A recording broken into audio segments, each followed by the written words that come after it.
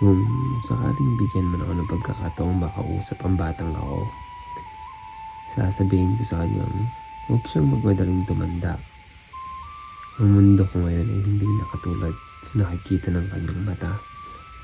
Mailap dito ang pahinga. Sasabihin ko sa kanya na ang pinakamahalaga sa lahat ay ang pamilya. Sulitin ng oras habang magkakasama.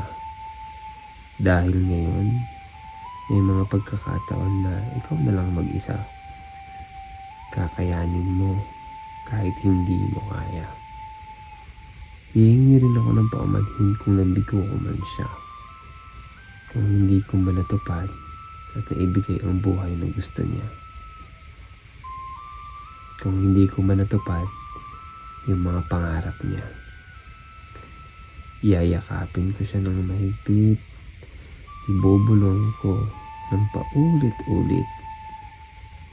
Kung pwede lang, itutulak ko siya pabalik. Para sa batang ako,